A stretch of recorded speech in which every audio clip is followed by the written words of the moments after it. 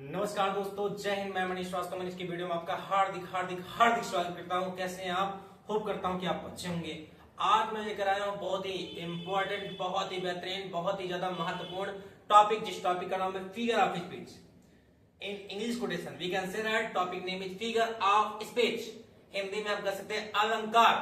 तो आज का टॉपिक हमारे कक्षा 9, 10, 11 और 12 के हिंदी व्याकरण का टॉपिक है। और इस हिंदी व्याकरण के टॉपिक में देख पा रहे होंगे अलंकार लिखा है और ये हमारा कांटेक्ट नंबर है।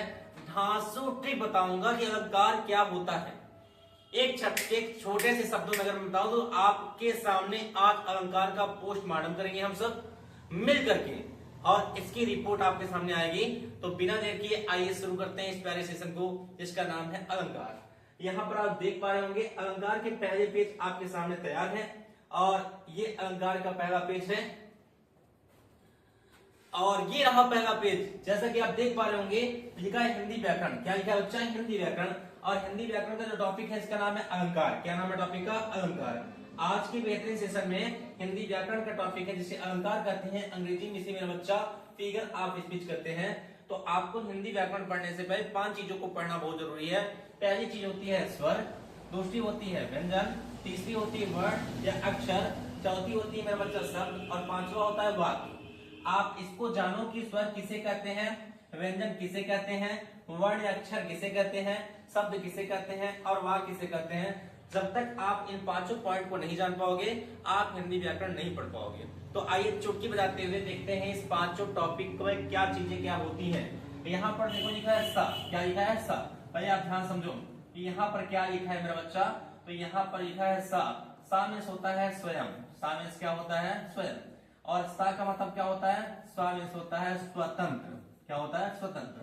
तो एक छोटे से शब्दों में कह सकते हैं कि जिसका उच्चारण या जिसका प्रोनाउंसिएशन स्वयं की सहायता से या स्वतंत्र रूप से होता है उसे ही स्वर कहते हैं। एक बार फिर से, जिसका प्रोनाउंसिएशन या जिसका उच्चारण स्वयं की सहायता से या स्वतंत्र रूप से होता है उसे ही हम स्वर कहते हैं। अब आती है बात व्यंजन की। तो व्यंजन के ऊपर ऐसे एरो करेंगे। तो जिसका प्रोनाउंसिएशन स्वर की सहायता से होता है। किसकी सहायता से होता है? स्वर की। यानी अ से लेकर के अंग तक, अह तक स्वर होता है, और क से लेकर के ज्ञ तक आपका व्यंजन होता है। लेकिन आपके सामने जो एरो बना है मेरा बच्चा, ये एरो डिफाइन करता है कि व्यंजन बिना स्वर के सहायता से नहीं बोले जा सकते। जैसे एग्जांपल मैंने लिखा का, तो का के नीचे क्या दिख रहा है? हलन। इसका मतलब का क्या है? आधा है। जब आपने का में छोटा आ को जोड़ा तो हमने पाया का, और वो कैसा का है? पूरा का है। कैसा का है? पूरा। यानी आपका व्यंजन का से ज्ञ तक जो होता है वो आपका आधा होता है। जब तक उसमें स्वर की सहायता नहीं होती है तब तक वो पूरा नहीं होता है। तो आपके क से ज्ञ तक लेकर के व्यंजन होते हैं और अ से लेकर के अह तक स्वर होते हैं। लेकिन इसमें एक बात और है, स्वर अगर पूछता है कि टोटल कितने होते हैं, तो यानी कुल स्वर की संख्या कितनी होती है, तो कुल स्वरों की संख्या मेरा बच्चा 13 होती है। और अगर पूछता है एग्जाम में कि मुख्य रूप से कितने स्वर होते हैं, तो मुख्य रूप से आपके 11 होते हैं। क्योंकि जो अंग और आहा होता है, अंग और आहा, इस अंग को हम कहते हैं अनुसर। क्या कहते हैं बच्चा? अनुसर। और आहा को क्या कहते हैं? विसर्ग। और इन दोनों को हम कहते हैं अयोगवा। क्या कहते हैं बच्चा? अयोगवा।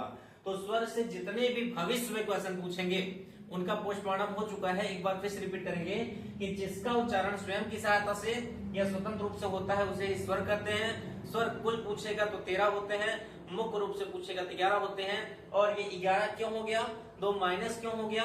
क्योंकि अंग को और आहा को अयोगवाह कहते हैं, अंग को अनुसर कहते हैं, और आहा को मेरा बच्चा विसर्ग कहते हैं। अब आती है व्यंजन की बात। तो आपके एक एरो ने व्यंजन की परिभाषा को डिफाइन किया, और हुआ क्या कि जिसको स्वर की सहायता से बोला जाता है उसे व्यंजन कहते हैं। क्योंकि क से लेकर ज्ञ तक व्यंजन होते हैं, और हर व्यंजन के नीचे ये हलंत होता है, यानी व्यंजन आधा होता है। जब तक उसमें छोटा आ नहीं जुड़ता तो पूरा नहीं होता है। अब आती है वर्ण और अक्षर की बात। तो एक से छोटे से शब्दों में हम इसकी परिभाषा को डिफाइन करेंगे। हम कह सकते हैं कि जिसको और हिस्सों या भागों में डिवाइड ना किया जा सके, या जिसके और टुकड़े में बांटा ना जा सके उसे ही वर्ण या अक्षर कहते हैं। और जैसे एग्जांपल में देखो, का क्या है? वर्ण है। मा क्या है? वर्ण है। ला क्या है? वर्ण है। इसके टुकड़े या भागों में डिवाइड नहीं कर सकते। और इसके ऊपर एक एरो अगर मार देते हैं इस तरफ, तो आपके शब्द की परिभाषा बन जाती है कि वर्णों और अक्षरों की मेल से शब्दों का निर्माण होता है। जैसे का एक वर्ण है मेरा बच्चा, मा एक वर्ण है मेरा बच्चा, ला एक वर्ण है मेरा बच्चा, इसको हमने जोड़ा तो पाया क्या, कमल।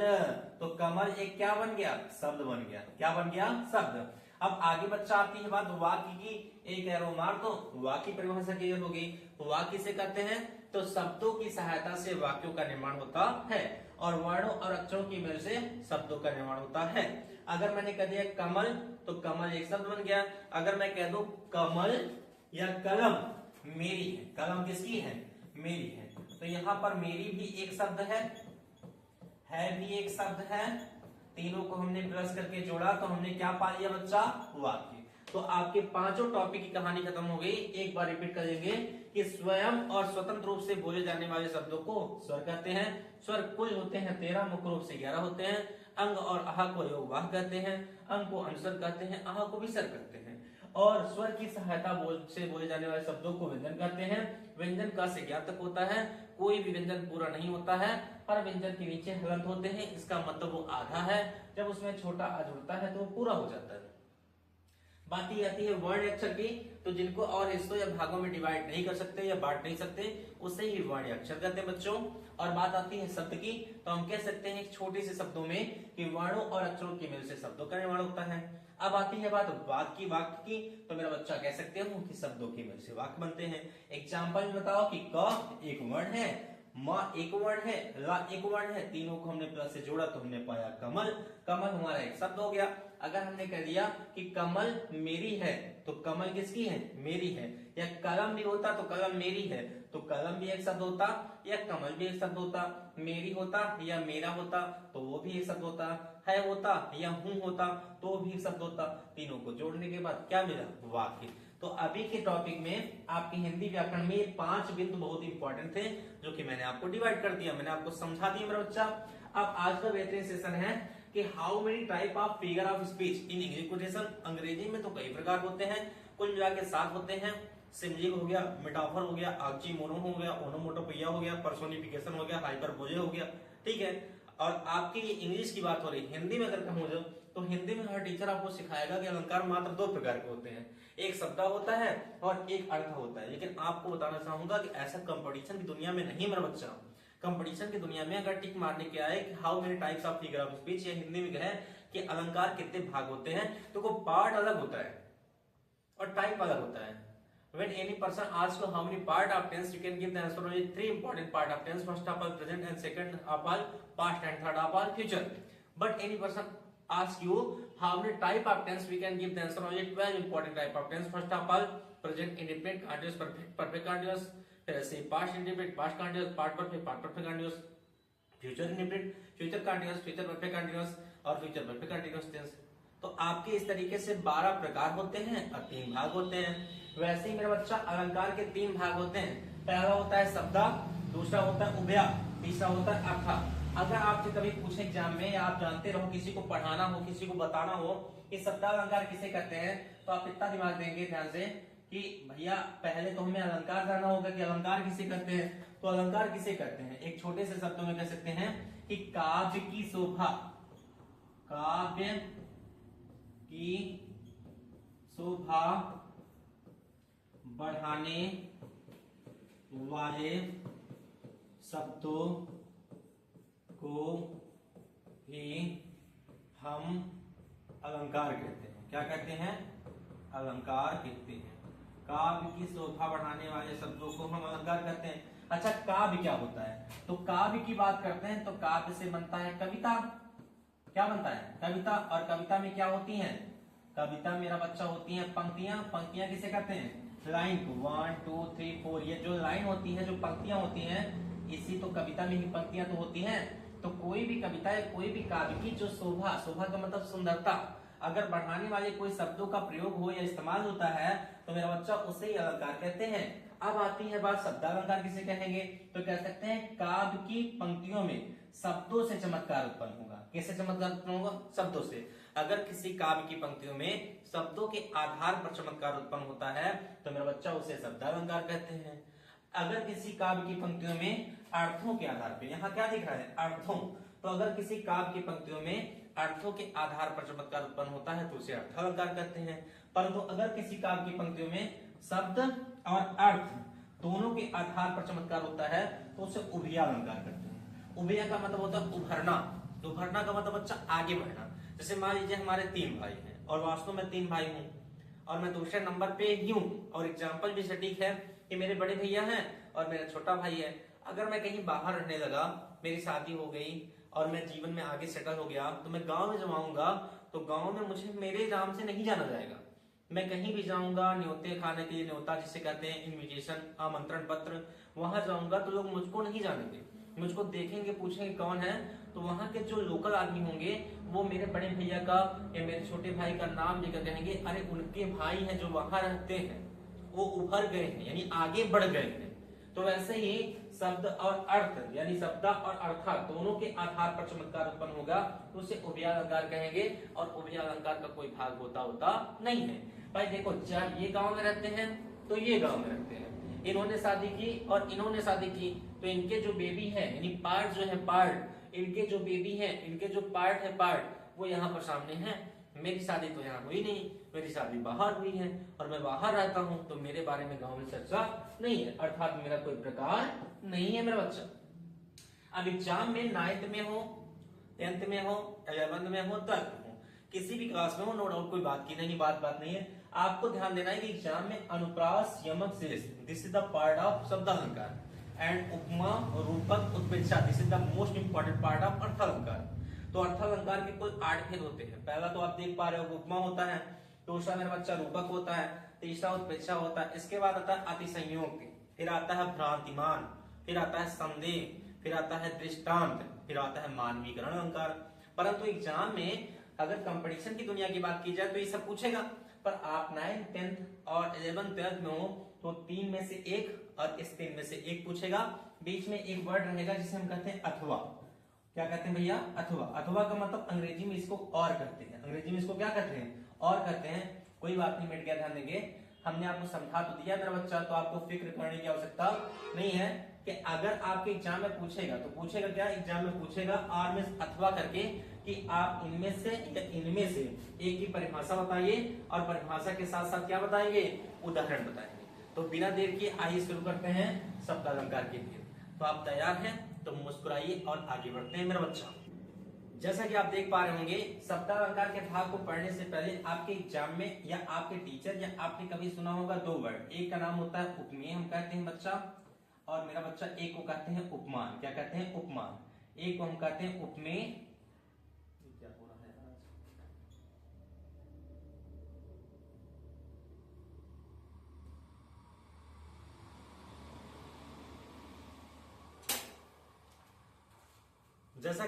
जैसा कि आप देख पा रहे होंगे, एक वर्ड आता है एग्जाम में उपमेय और एक आता है उपमान। बहुत इंपॉर्टेंट चीज है बच्चा।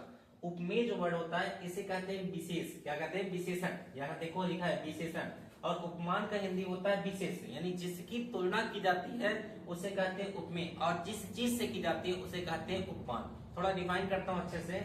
लिखा है जिस व्यक्ति या वस्तु की तुलना की, जिस वस्तु या व्यक्ति की तुलना किसी दूसरे व्यक्ति या वस्तु से की जाती है उसे उपमेय कहते हैं। उसे क्या कहते हैं? उपमेय। यानी अगर कोई भी वस्तु है या कोई भी व्यक्ति है, अगर उसकी तुलना की जा रही है, उसकी क्या की जा रही है? तुलना। तो उसकी जो तुलना की जा रही है और वो तुलना जिस वस्तु से की जा रही है उसे कहते हैं उपमेय यानी विशेषण। जैसे मान लीजिए यहाँ पर लिखा है हरिपद कोमल कमल से, तो भगवान हरि का मतलब श्री कृष्ण, पद माने पैर, भगवान श्री कृष्ण के जो पैर है वो कोमल है, और किसके समान कोमल है? कमल। तो यहाँ कमल जो है उस कमल की नामक वस्तु से तुलना हो रही है, और तुलना किस चीज की हो रही है? हरि के पद यानी भगवान श्री कृष्ण के पैरों के। तो भगवान श्री कृष्ण का जो पैर है वो आपका उपमान हो गया, और यहाँ पर कमल क्या हो गया? उपमेय हो गया मेरा बच्चा। लिखा भी है कि जिस प्रसिद्ध व्यक्ति या वस्तु की तुलना की जाती है उसे उपमान कहते हैं, और बात भी सही है कि उपमान इसमें कौन है? हरिपद है, और उपमान को ही विशेष कहते हैं और उपमेय को विशेषण कहते हैं। एक छोटे से शब्दों में अगर कहूं तो जिस वस्तु की तुलना की जाएगी वो आपका उपमान हो जाएगा, और जिससे की जाएगी वो आपका उपमेय हो जाएगा। उपमेय को हम विशेषण कहते हैं, उपमान को हम विशेष कहते हैं। जैसे कहा सिय मुख देखा चंद्र समाना, सीता का मुख देखा और सीता का मुख किसके समान है? चंद्रमा के समान है। तो यहाँ पर तुलना किसकी हो रही है? सीता के मुख की हो रही है। और किससे हो रही है? चंद्रमा से हो रही है। तो चंद्रमा उपमेय हो गया और सीता का मुख क्या हो गया? उपमान हो गया। हमारा राइट मेरे बच्चा। आइए अब आगे बढ़ते हैं भैया। आगे के टॉपिक में आपको सिखाना चाहता हूं। आपका पहला प्रकार शब्द अलंकार का अनुप्रास है। क्या है? अनुप्रास। अनुप्रास को दिमाग में रखना है कि अनुप्रास अलंकार किसे कहते हैं, पहचानने की ट्रिक बताते हैं। तो एक ही अक्षर, यानी एक ही अक्षर का मतलब एक ही वर्ण की आवृत्ति बार बार हो या अर्थ उसके क्या हो? भिन्न भिन्न हो। यानी कह सकते हैं कि जिस किसी काव्य की पंक्तियों में एक ही वर्णों की आवृत्ति या पुनरावृत्ति बार बार होती है और अर्थ अलग अलग होते हैं, अर्थ डिफाइन करने में अलग अलग समझ में आते हैं, उसे कहते हैं हम अनुप्रास अलंकार। जैसे देखो, वर्ण अलग होता है, अक्षर अलग होता है, शब्द अलग होता है, वाक्य अलग होता है, मैंने सबको समझाया है। तो जहां पर वर्ण यानी अक्षर बार बार आएंगे और अक्षरों का अर्थ अलग अलग होगा, उसे अनुप्रास कहोगे। एग्जाम्पल में, चारु चंद्र की चंचल किरणें खेल रही है जल थल में। चारु में चा आया है, देखो रेड से किया हूं डार्क। चंद्र में चा आया है, चंचल में चा आया है। तो चा और चा और चा ये वर्ण है, इनकी पुनरावृत्ति बार बार हो रही है, इस वजह से यह आपका अनुप्रास अलंकार हो गया। यहाँ पर को न काहू की कहानी करे सरदरो बिर वीर बिकाई गए हैं। कोई किसी के बारे में नहीं दिख रहा है। राधा मैया दुखी होकर कह रही है कि कोई किसी के बारे में बात नहीं कर रहा है। ऐसा प्रतीत हो रहा है कि व्रत के जितने वीर हैं वो सब बिक गए हैं। ये बात तब की है जब भगवान श्री कृष्ण मथुरा गए थे और माता राधा कन्हैया को याद करके बहुत ज्यादा तड़प रही थी। तो यहाँ पर देखो, को में का आया है, काहू में का आया है, की में का आया है, कान में का आया है। तो इस वजह से अनुप्रास हो गया। छोटा सा एग्जाम्पल बताऊं तो कहते हैं कि चंदू के चाचा ने चंदू की चाची को चांदनी रात में चांदनी चौक पे चांदी के चम्मच से चटनी चटाई। तो इसमें चावड़ की आवृत्ति बार बार है, तो कौन सा अलंकार हो गया? अनुप्रास। चल मैं बच्चा अब आगे बढ़ते हैं मेरा भैया। आगे देखो बाबू, है आपका अनुप्रास के बाद पार्ट नंबर सेकंड था यमक। क्या था बच्चा? यमक। इसको दिमाग में सेट करो कि किसी काव्य की पंक्तियों में एक ही शब्दों की आवृत्ति बार बार होती है और अर्थ भिन्न भिन्न या अलग अलग होते हैं, उसे हम यमक अलंकार कहते हैं। इसके पहले क्या था कि अगर कोई भी वर्ण बार बार आएगा तो अनुप्रास रहेगा। अब इसमें क्या है, कोई भी शब्द बार बार आएगा तो इसे यमक कहेंगे। जैसे एग्जाम्पल में देखो लिखा है, जब एक शब्द, पहले आप समझो एग्जाम में लिखना कैसे है, तो कह सकते हैं किसी काव्य की पंक्तियों में एक ही शब्दों की आवृत्ति बार बार हो और अर्थ भिन्न भिन्न या अलग अलग होते हैं, उसे ही हम यमक अलंकार कहते हैं। यहाँ पर लिखा हूं कि जब एक शब्द प्रयोग दो बार होता है और दोनों बार उसके अर्थ अलग अलग होते हैं तब अलंकार होता है। बात वही चीज है, लिखने का टाइटल अच्छा हो। जैसे खाना आपने बनाया है, खाने में अगर नमक कम है या कोई चीज की कमी है तो खाने में भले कमी है, लेकिन खाने परोसते समय हमें ध्यान देना, खाने को आप थोड़ा थोड़ा कटोरी में चटनी, दाल, सब्जी और रोटी घी लगाकर, चावल अच्छे से थाली में दे दो, पानी दे दो, किसी को बैठने की व्यवस्था बना दो, तो अगर कमी भी रहेगी तो व्यक्ति बहुत अच्छे से खाएगा और आपकी सराहना करेगा। वैसे अगर आपको आ कम रहा है और लिख अच्छे से रहे हो तो एग्जामिनर आपको नंबर दे देगा बच्चा।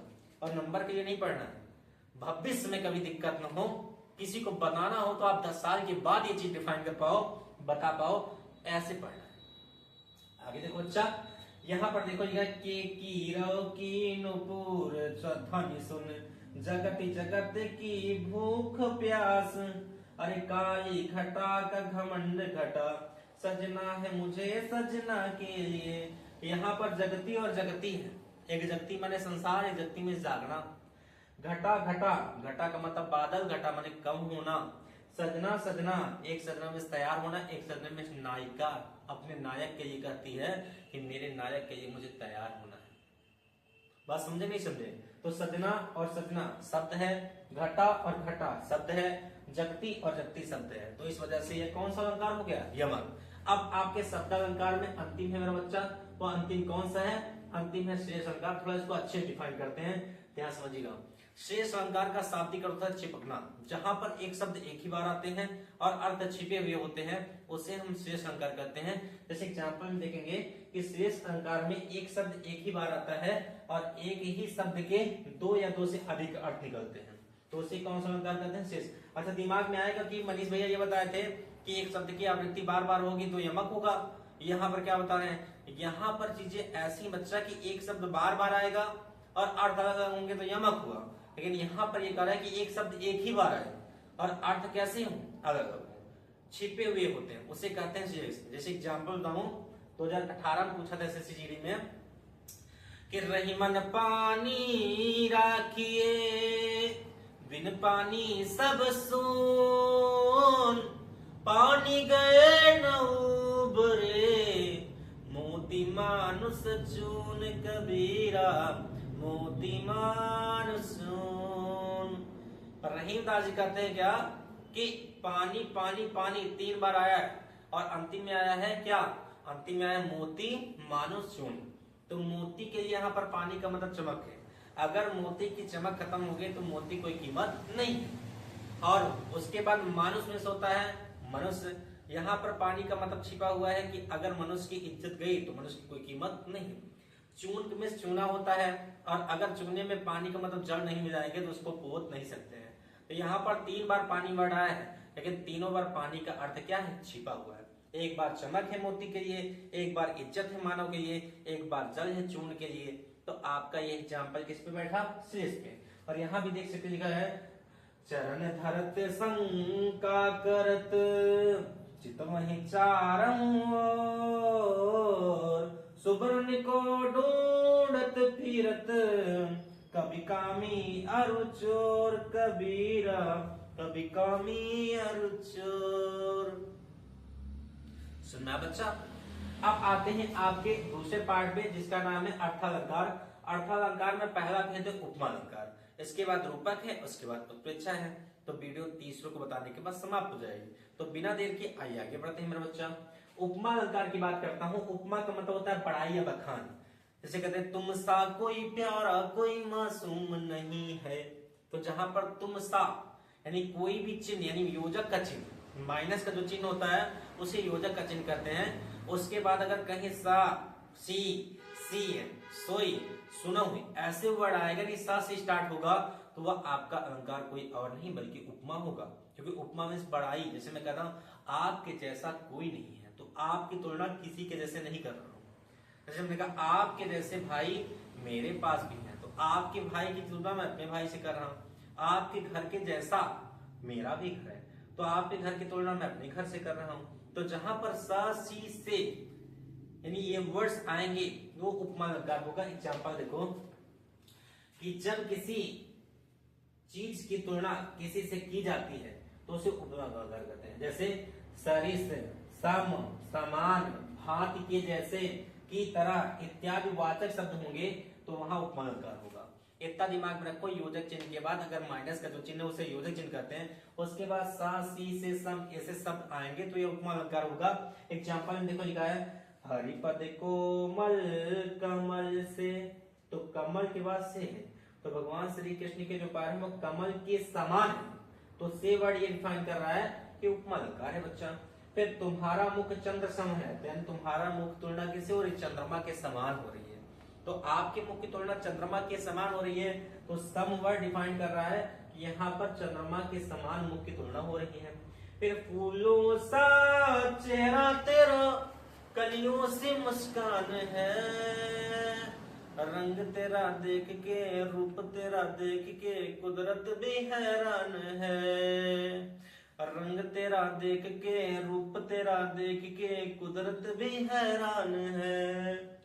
तो फूलों सा यानी फूल से यानी फूल के समान तुलना हो रही किसके, आपके चेहरे की, और कलियों के समान आपके मुस्कान की तुलना। तो आपके मुस्कान की तुलना यानी ही की तुलना आप किससे हो रही, कलियों से, और आपके चेहरे की तुलना किससे हो रही, फूलों से। तो सा सी से अगर आएगा तो उपमा अलंकार होगा। अब इसके बाद की बात करते हैं पार्ट नंबर सेकंड है बच्चा, इसे हम कहते हैं रूपक अलंकार। क्या कहते हैं, रूपक। बात करो रूपक अलंकार की, तो रूपक का शाब्दिक अर्थ एकता होता है। क्या होता है, एकता। जहां पर उपमेय और उपमान में भेद रहित आरोप होता है, अर्थात दोनों मिलकर क्या हो जाते हैं, एक हो जाते हैं, उसे कहते हैं रूपक अलंकार। एग्जाम्पल में जब पंक्ति में केवल योजक चिन्ह आवे और योजक चिन्ह के बाद सा सी से ना आवे। अब इसी को दिमाग में बैठा हो, पहचाने के ट्रिक कि अगर किसी पंक्ति में योजक चिन्ह आए और योजक चिन्ह के बाद ये सारी चीजें आएंगी स सी से सोई, तो तो आपका अलंकार कौन सा हो जाएगा? उपमा। लेकिन अगर योजक चिन्ह आए, लेकिन योजक चिन्ह आने के बाद ये सारे शब्द नहीं आएंगे तो रूपक हो जाएगा। क्योंकि अगर उपमा की बात करें तो एक वस्तु की तुलना दूसरे से की जा रही है, लेकिन रूपक में तुलना नहीं हो रही है। इसी वस्तु को उसके समान मान लिया जा रहा है। जैसे एग्जाम्पल में, शशि मुख पर घूंघट डाले, अंचल में दीप छिपाए। तो शशि मुख माने होता है चंद्रमा के समान मुख नहीं, बल्कि चंद्रमा को ही मुख माना, यानी मुख जो है ना, इस मुख को चंद्रमा के समान नहीं मान करके बल्कि मुख को ही चंद्रमा मान लिया गया। अगर यहाँ शशि से मुख होता या शशि सम होता तो चंद्रमा के समान मुख होता, लेकिन यहाँ देखो योजक चिन्ह आया है पर यहाँ पर शशि से दम नहीं है, तो यह कौन सा अलंकार हो जाएगा? रूपक हो जाएगा बच्चा। आशा करता हूं कि आपको समझ में आ रहा होगा। अब आते हैं आगे के टॉपिक में, और आज का ये लास्ट विषय उत्प्रेक्षा अलंकार। बात करता हूं मेरा बच्चा उत्प्रेक्षा अलंकार की।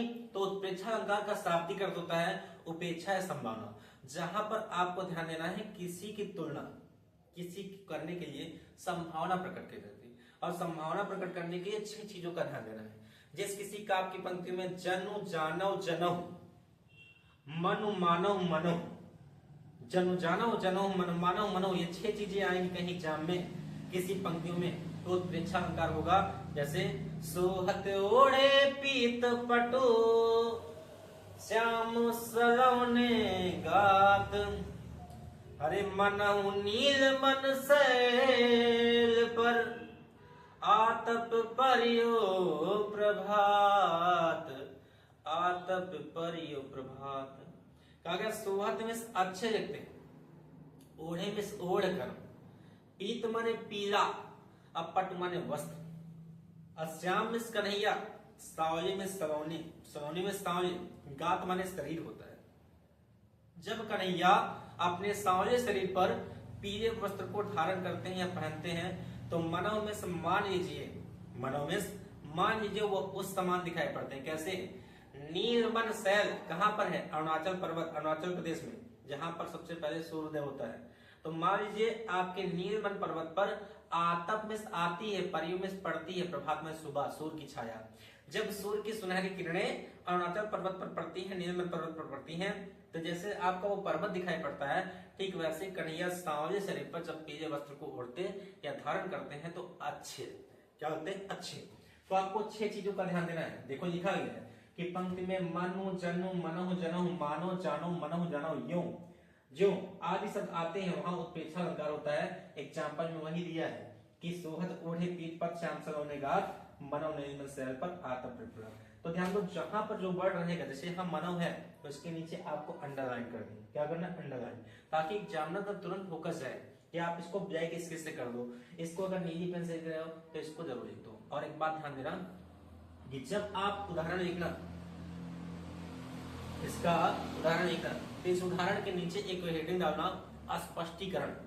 स्पष्टीकरण का मतलब कि आपका ये उदाहरण क्यों उत्प्रेक्षा अलंकार पे सूट कर रहा है, इसको आप स्पष्ट करना कि यहाँ पर मनव में माना गया है कि कन्हैया इतने सुंदर दिखाई पड़ रहे हैं जैसे कि नीलमन पर्वत पर सुबह प्रभात के समय सूर्य की छाया दिखाई पड़ती है। इसको स्पष्ट करना है किस टॉपिक में? अलंकार में और रस में। और आगे के टॉपिक छंद में क्या होता है, छंद के टॉपिक में बताऊंगा आपको, वीडियो में ध्यान दीजिएगा। वहां पर मात्रा लगानी होती है। क्या लगानी होती है? मात्रा। तो ये था आज का बेहतरीन सेशन। जैसा कि आप देख सकते हैं ये टॉपिक आज समाप्त हो गया। मैं हूं मनीष श्रीवास्तव, आपका हृदय की गहराइयों से इस वीडियो में स्वागत करता हूं। आपने पूरा वीडियो देखा, बहुत ही अच्छा लगा। अभी तो शुरुआत है और चैनल पे हमारे 1000 सब्सक्राइबर होने वाले, 1000 की फैमिली बनने वाली है। आप सबका कोटि कोटि नमन, बहुत बहुत धन्यवाद। एक बूंद बूंद से घड़ा बढ़ता है और एक फोन में अगर 1 सब्सक्राइबर बढ़ेंगे तो मैं अपने आप को धन्य समझूंगा। मुझे आपकी आवश्यकता है सपोर्ट की। अपना आशीर्वाद, अपना प्यार बनाए रखिए। और अगर फिर से वही कहना चाहूंगा, वीडियो लाइक करें। और अगर आपको वीडियो तनी भी अच्छा लगा हो, मेहनत दिखी हो, कुछ भी पढ़ा हो, इस काबिल मैं हूं कि आपको सिखा पाया हूं, तो आप कमेंट करके जरूर बताइए कि आपको वीडियो का कौन सा पार्ट अच्छा लगा। मिलते हैं नेक्स्ट वीडियो में, तब तक के लिए धन्यवाद। और अगर हाँ चैनल को सब्सक्राइब किए नहीं है बच्चों तो जरूर से जरूर चैनल सब्सक्राइब करें, बेल आइकन जरूर दबा दें। और जितने ग्रुप हैं, जितने हमारे साथी हैं, सबको अपने साथ जोड़ने का प्रयास करिए, अपने परिवार को बड़ा करिए। तो मिलते हैं नेक्स्ट वीडियो में, तब तक के लिए धन्यवाद। मैं हूं मनीष श्रीवास्तव। मनीष की वीडियो में आपका हार्दिक स्वागत करता हूं। जय हिंद, जय भारत।